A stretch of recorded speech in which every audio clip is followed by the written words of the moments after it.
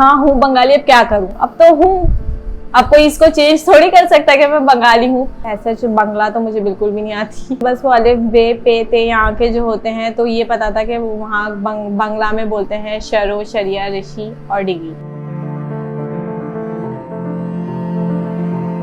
Actually हम लोगों ने जब शिफ्टिंग की ना तो मुझे जो है कुछ लेटर्स मिले और कुछ पिक्चर्स मिली, तो मुझे श्योर नहीं था कि मुझे वो लोग सब मिलेंगे कि नहीं मिलेंगे, लेकिन मैंने ट्राई किया। मैंने फेसबुक में जो है पाकिस्तान बांग्लादेश के ग्रुप सर्च किए, उसमें से फिर मैंने पाकिस्तान एंड बांग्लादेश फ्रेंड्स के नेम से ग्रुप था, उसमें मैंने पोस्ट की। तो मैंने इस तरीके से बहुत सारे ग्रुप्स की लिंक आई, मैंने सबको ज्वाइन किया, तो उनके लोगों ने बहुत मेरा साथ दिया। मैंने लेटर की पिक्चर पोस्ट की थी और अपने ताया की फैमिली की जो मेरे पास पिक्चर थी मैंने वो पोस्ट की थी।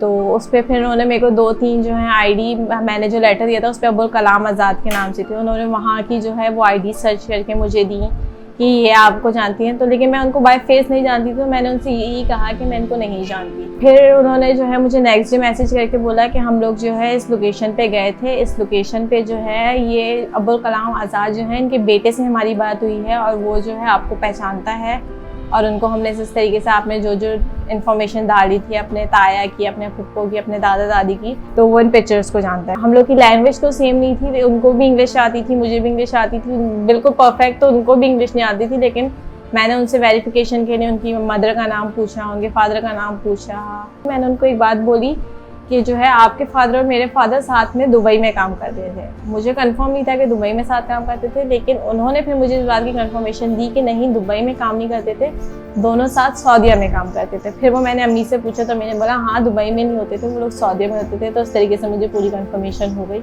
अपने अब्बू से तो मैं कभी कुछ सीख नहीं सकी, क्योंकि मैं बहुत छोटी थी जब उनकी डेथ हो गई थी, मैं 4 साल की थी, तो इतना कुछ वो हुआ नहीं इंटरेक्शन। और जो खत था वो हम लोगों ने उसको गूगल लेंस पे जो है उसकी तस्वीर लेके उसको ट्रांसलेट करने की कोशिश की थी, तो प्रॉपर पूरा ट्रांसलेट नहीं हुआ था, क्योंकि वो ऐसा खत था कि उसकी पिक्चर बिल्कुल सही नहीं आ रही थी, सारे वर्ड्स क्लियर नहीं हुए थे, बस वो थोड़ा थोड़ा समझ आया था।